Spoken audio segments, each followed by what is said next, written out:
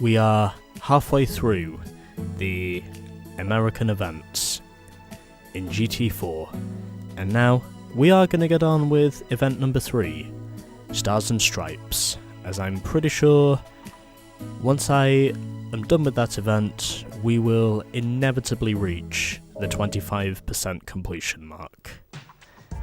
It seems all but inevitable at this point, by the time I've won my next race. And just before we do anything else, I spotted something in the dealership I wanted to get. And well, I figured, it's a Volvo, and well, because I have a bit of a interesting history when it comes to Volvo, I might as well buy this thing and then use it for a later date. I figured I'd just buy this thing whilst it's on sale, and I figured I'll use that for another day, because why not? Okay, now let's get down to business. Oh, I did not mean to go to Chevy, I was meaning to go to Dodge,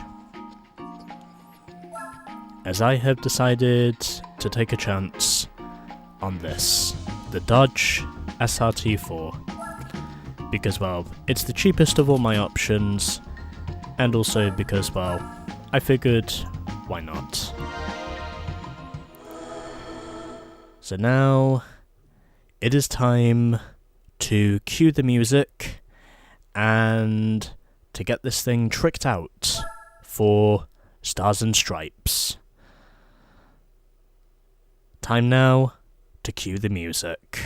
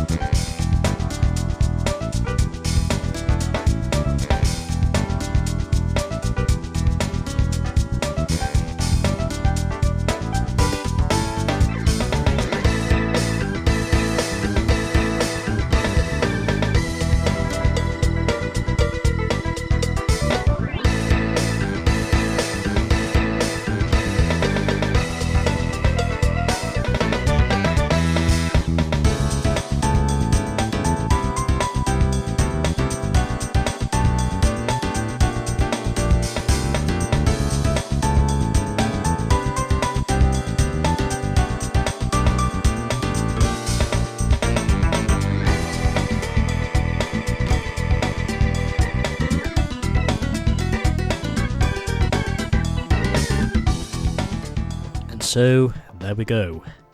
That is the end of our tuning queue for the Dodge SRT4. And now, I think because this is a personal choice for our next event, let's head over to the GT Auto now and get a few things fitted to make our American design look even more American. So first of all, I'm going to put on some BBS rims. Yeah, those will work, because I can. And I'm also going to put on a wing for this thing, just to give it that distinctive hot hatch look. Yeah, that'll do it. Okay, I think that should be everything we need. Don't need an oil change because, well, this is technically a new car that we've just bought. And we are now going to head back to America for Stars and Stripes. 10,000 credits if we can win all 3 races, which I think we will. And let's go, as we are heading to Laguna Seca, Seattle, and Sonoma. Let's begin at Laguna Seca. And we are starting off this event with 2 Chevrolets, 1 Pontiac, 1 Ford, and 1 Shelby. And that's also including me in the Dodge. So that's pretty much fun for all the family then. For our first race, and I don't think we need the racing exhaust on this thing. I do have nitrous fitted just in case. I've also got a number of other things that might come in handy. Actually, I'm pretty sure this car is front-wheel drive, so I think we should be fine in terms of our control. I did buy sport soft tyres as well, just in case, but I think aside from all the above, we should be okay. So we've got a C4 Chevrolet Corvette, along with the Pontiac GTO, the Ford Mustang Cobra, the Shelby Series 1, and the Chevy Camaro SS. I have no doubt in saying they all have tuned parts on them. And 44 points if we win, so yeah, something tells me this is going to be pretty easy for me to pull off. I thought about keeping the racing exhaust on, but it might have made this a little bit too easy. Especially since our competition technically does have tuning parts already fitted.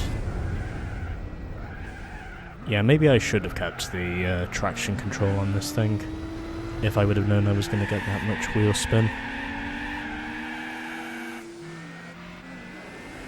Yeah, I should have put on the softs, by comparison.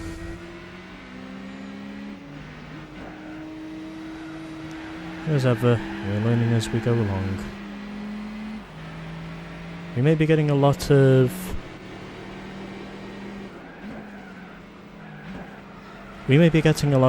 wheel spin early on, but that doesn't mean to say we're out of this, as I have now gained my 2nd position and now looking to gain my 3rd. And I'm now up into 3rd position, looking to see if I can pass the Shelby. I kind of knew we were going to be facing off against one of the Corvettes in this event.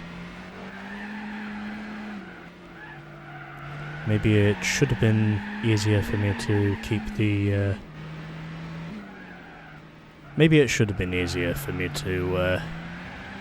keep traction control on this thing. But either way, I'm closing in on the leader. I'm getting a lot of wheel spin from the front tyres. So I think that probably tells me I should have done a little more tuning on this thing. And this thing is a 5-speed.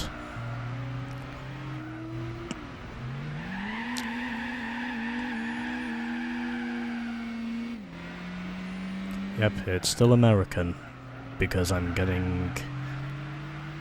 basically getting a fuck ton of wheel spin in 3rd gear or below, basically. But I figured I would take a chance on the Dodge, because, well, I haven't driven a Dodge yet up to this point of the game. At least I've established with decent throttle control you can actually minimize the wheel spin. But either way, here I am. I should probably put on the grippier... I should probably make sure to put on the grippier soft tyres for the next one. Because this car is about as wheel spinny as I thought it was going to be. But either way, before the end of the second lap, I take over the lead. And I keep this thing in 4th gear because, well, it has relatively low gear output.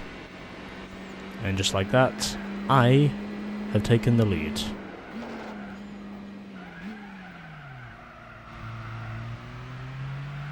So just got to be careful with my throttle response and getting a little bit of understeer there on that corner exit, but still able to at least keep everything else in check.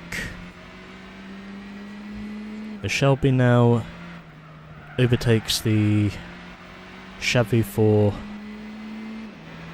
second spot.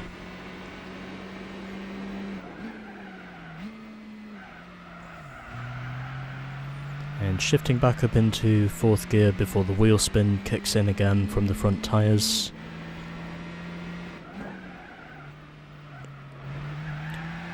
Although this car may be a turbo, it's still very much a car that embraces the American dream because of all the wheel spin it gets. Whether it be from the front tyres or the rear tyres, this car is still American either way. And through Rainy Curve now for the third and final time through the penultimate corner. Still getting a lot of wheel spin from the front tyres, which culminates into understeer some of the time.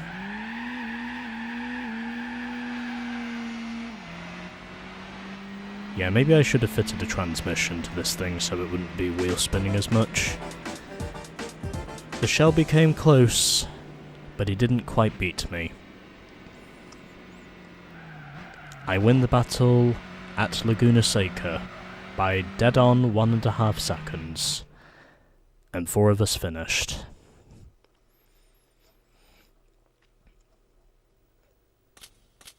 So 10 grand for winning, and we are now up to 269 grand. Nice. So 1.5 second victory over the Shelby Series 1. The Corvette ZR1 C4 completes the podium, and it was the Ford Mustang Cobra that became the last of the finishers, as the Pontiac and Chevy finished, well, behind us. Oh yeah, that's right, the 25% completion mark. Oh yeah, by the way, as a result of us now reaching 25% completion, we can now enter the endurance events, as it says down there. So we're now eligible to enter the endurance events. However, we are not eligible to enter the extreme events just yet.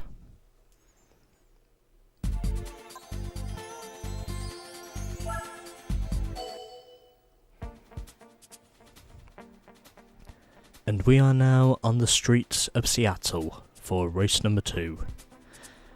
And where this time the Shelby Series 1 is not present.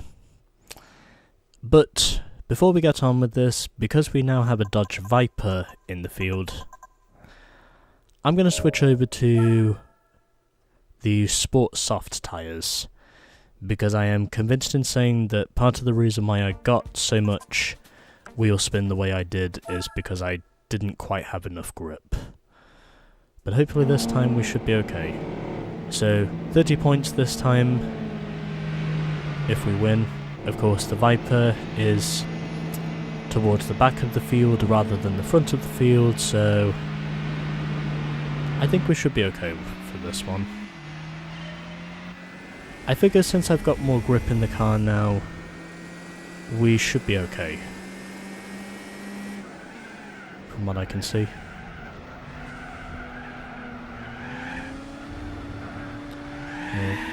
And yep, the car is still wheel spinny as fuck. So I think that pretty much tells me that 4th gear is pretty much the place to be.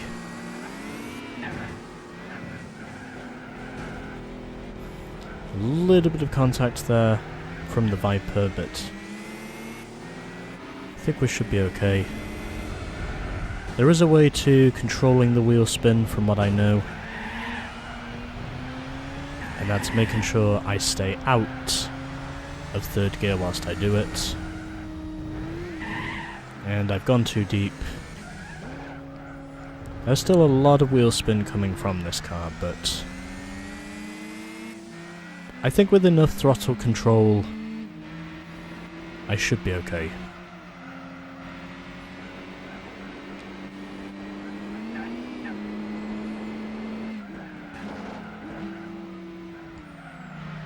And a little bit of contact there behind the Corvette as I now take over the 2nd spot. I think it's fair to say that whatever combination I put on this thing, I seem to have more or less got the right parts fitted to this thing. Figured a little weight reduction might help me out as well, but altogether I would say we're doing okay for now.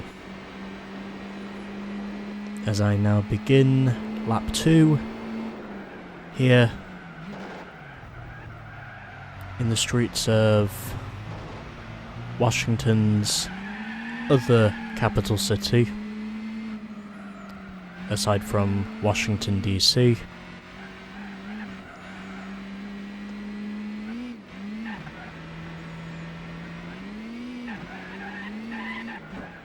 And braking early so I don't go straight into the wall. Heading through that right-hander in 4th gear. And 2.2 seconds is now the gap to the Pontiac. The wheel spin is still a problem, but not as much of a problem as it was at Laguna Seca. I can definitely say this thing does not like to be hopped around on those curbs.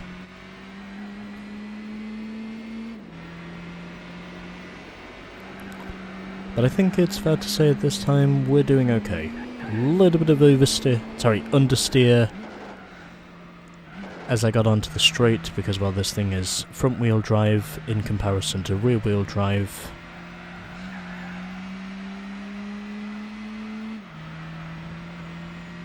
And yep, the oversteer continues.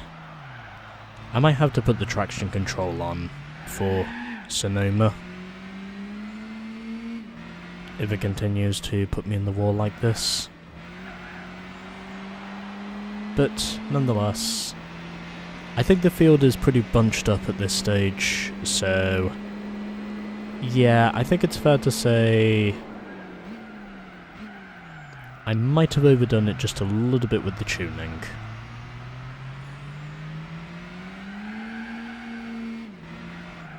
I think we should be fine as long as the Shelby is not in these races.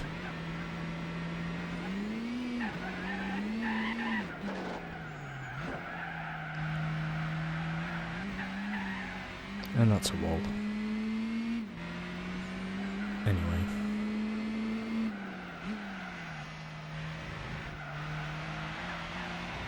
So 9 seconds is now the gap to the Chevy.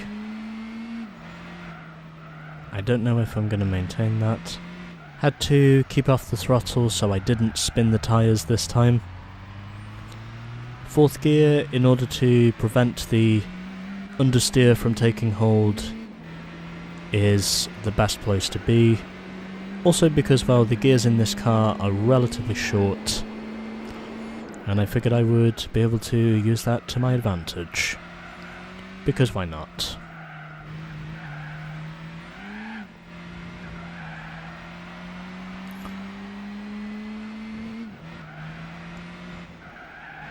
understeer is still a factor in certain areas, but I think we should be okay to the finish. As long as I can avoid the wall, we should be fine. I just avoided the wall there, and I somehow set a new best lap time in the process and score 30 points in my Dodge SRT4. And 10.9 seconds was the gap in the end over the Chevy.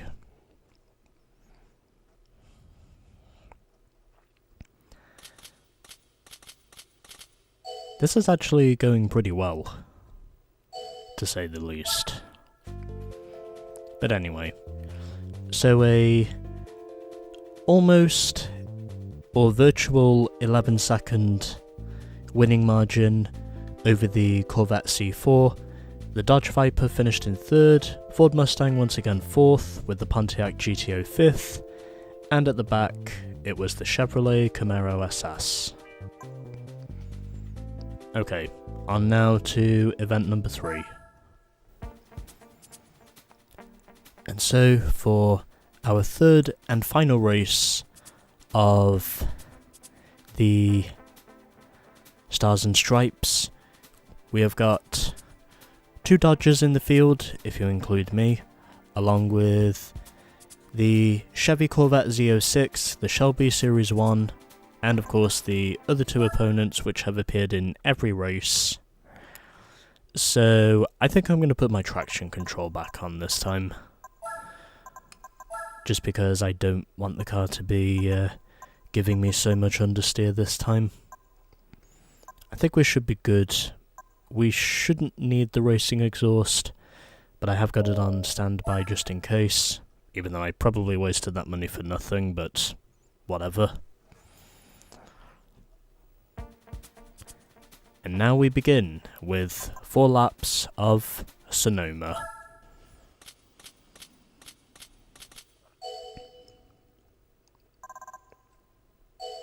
Well, at least I get another $6,000. It's fine.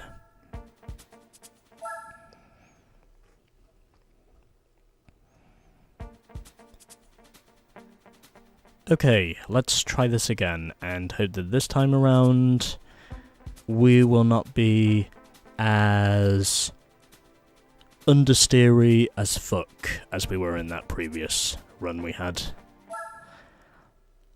I feel like I probably could have and should have won, but at the end of the day, I just had way too much understeer in the car, and basically I was just fucking all over the place in that previous run. Plus, I figured under the circumstances my win streak in the American events was going to end eventually, so figured it might as well end here, just because, well, I'm simply in it for the money. And also because, well, I probably didn't deserve to win that previous attempt anyway, because my car was literally all over the place. So you know what? I think if there was any car I was going to accept being beaten by, it might as well be a GTO. Because the GTO on this previous attempt, he actually held his ground pretty well, to say the least. And in all honesty, I can definitely give kudos to that.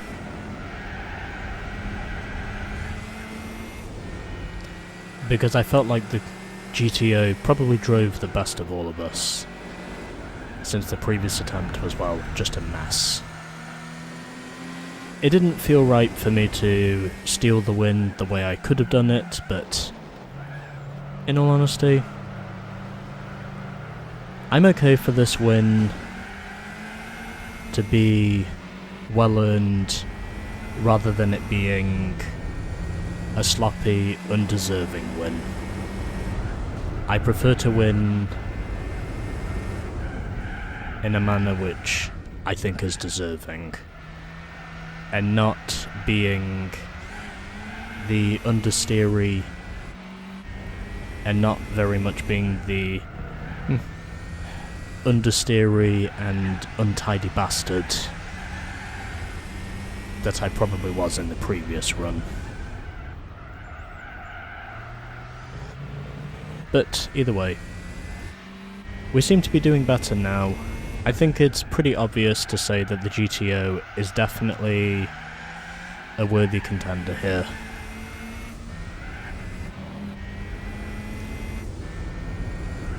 And I think because the GTO does have a pretty firm stance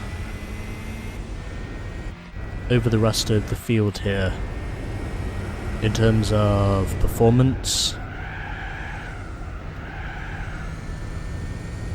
I don't think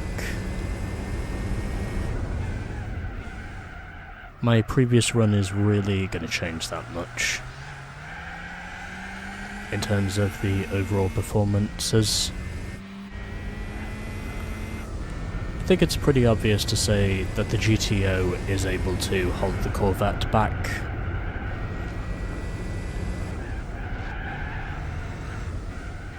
Especially since I now have a 6-second lead up front. Again, as I said before, the previous run was a mess, but this one, we're doing more like we're supposed to be doing. As we're actually keeping the car on the track. I probably should have taken off the turbo before going into this. Okay, now the Corvette takes over second. I think this is where things are going to start to get interesting.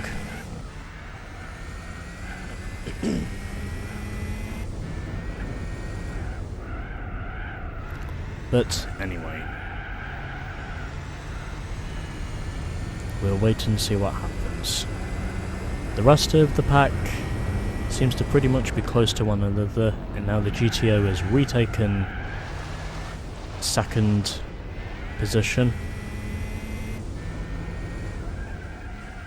This car still has a tendency to understeer into certain places.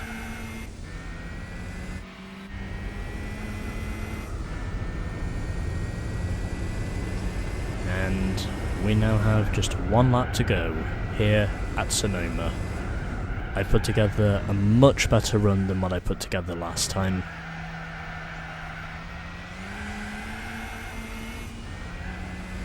And 12.25 seconds is now the gap, and I am off in the grass. Can I at least get moving again? Come on. Okay.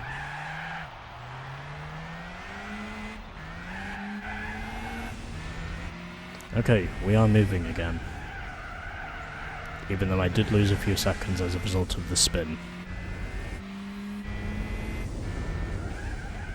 I think it's pretty clear to say that the Pontiac is definitely out here for justice compared to what he had in the previous two races where he finished last in both of them and now in this one.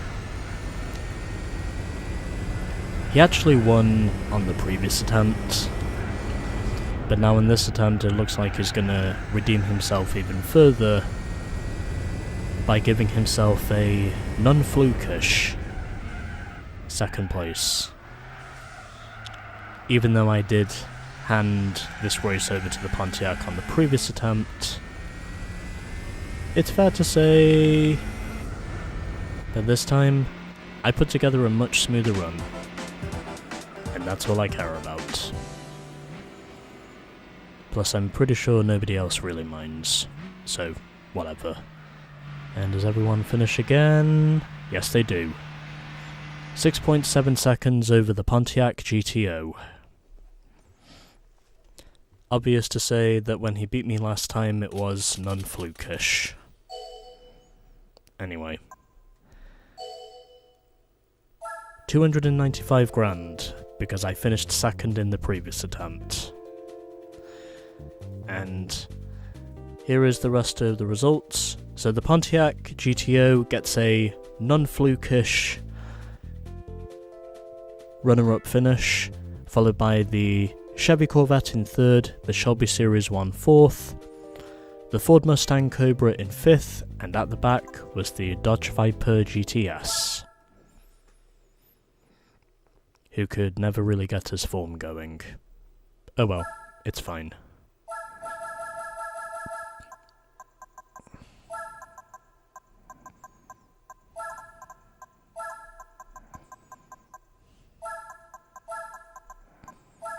Anyway. There we go. Episode 49 of this game has now got a replay saved, as it is down here at the bottom of the pile. So I definitely need to get rid of a few replays at some point. Okay, anyway. Now we move on to the prize car.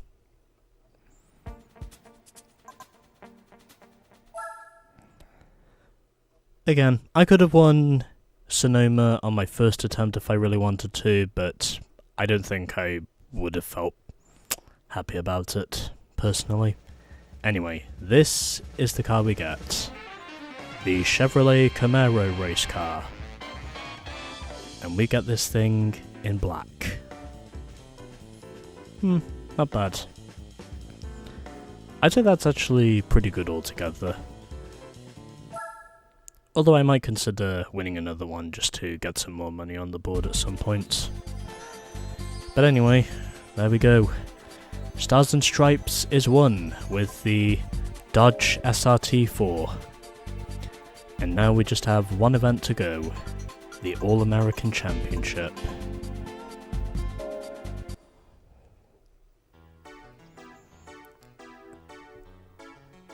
As we are now up to 295 grand.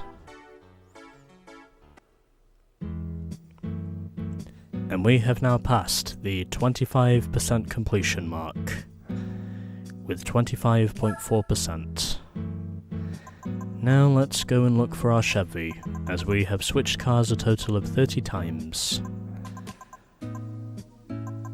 Here it is. Oh, I should probably check out both cars whilst I'm at it.